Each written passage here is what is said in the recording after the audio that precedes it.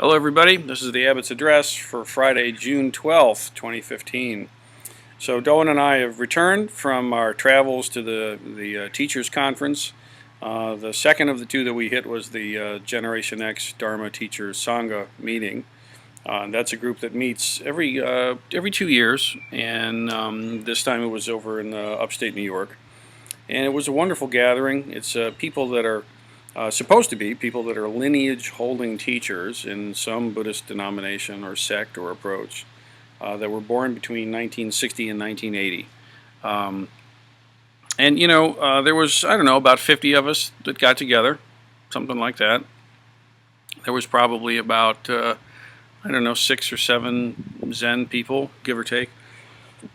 And it was wonderful to connect with everybody. It always is, to have some peership and some conversations about, approaches that are working and things that are not working, and just the struggles and joys of trying to do this thing.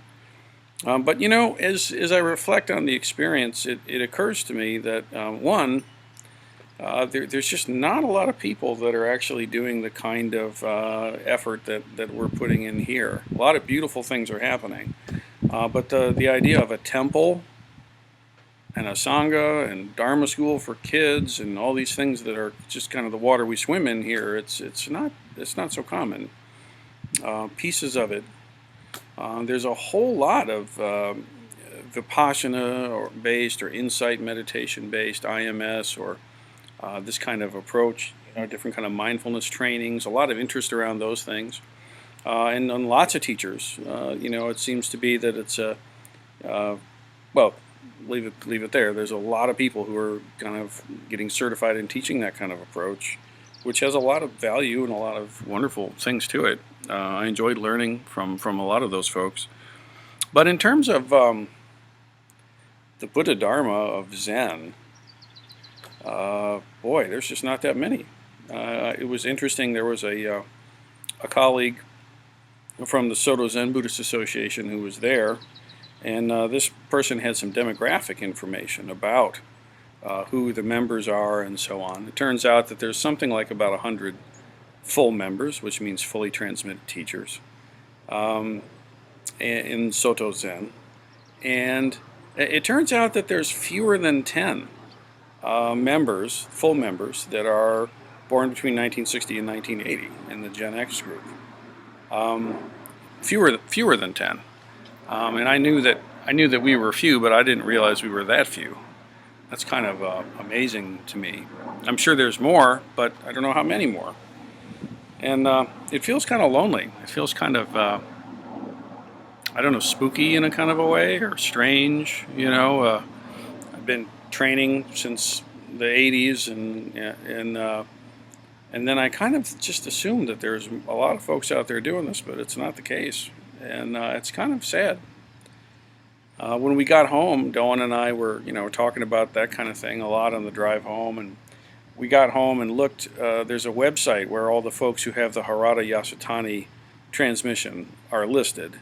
And so I went there to see, well, wait a minute, how many people in that are actually Generation X teachers? Now this is different things. This is Soto Zen over here in the Soto Zen Association, and then the Harada Yasutani Koan curriculum is over here. So they're not necessarily all ordained in the Soto line. I happen to have both because James has both. But yeah, not many. Maybe 3 that I could find. Let's say 4 or 5. But very few. It turns out that a lot of the people who are ordaining now are ordaining after retirement. So these are people probably, I'm supposing, that have had many years of solid practice as householders, and then in retirement they ordain as novice priests of the way and make contribution like that, which is beautiful. But not so much of folks like me who started training in their late teens, and by the time you're 40 something, you're ready to start helping people in this way. Not that many. So it's kind of lonely feeling, and then women, very few women also. It's So of this tiny little subset, the amount of women that are transmitted teachers is again teeny. And I have only speculation about why that may be the case. What happened, that there's all these baby boomers that have transmission and are teaching, and then there's so few successors in the Generation X. It could be that there's a lot of them out there that are still in formation and are still working through their training.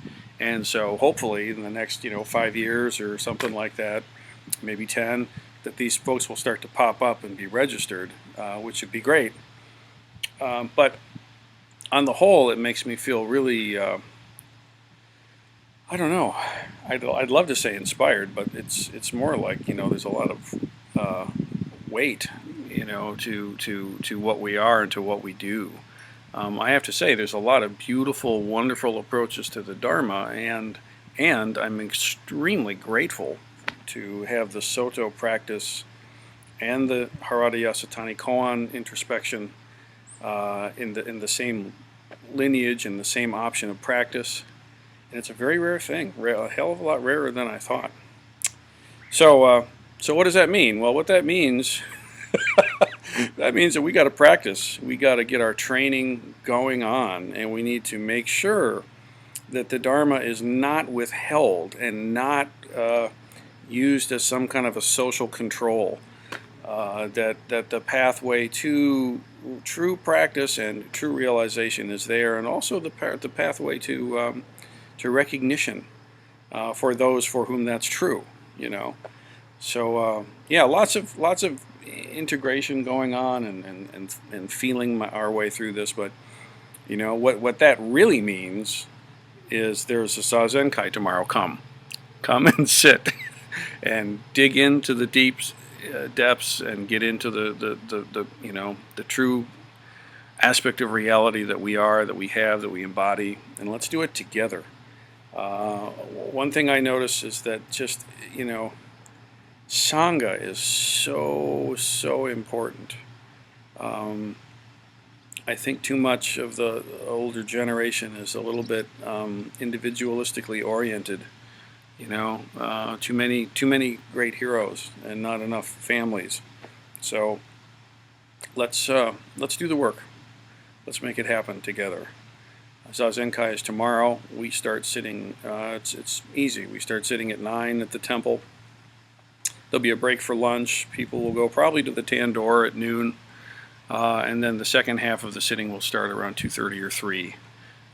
So come in and plug into all of that, or any of that, or whatever part of it you can, and let's dig in together and take care of the Dharma, and take care of ourselves, and take care of each other, so that this great, profound, subtle Buddha Dharma that we all share in can be preserved, nourished, developed, and given away. Thank you, everybody.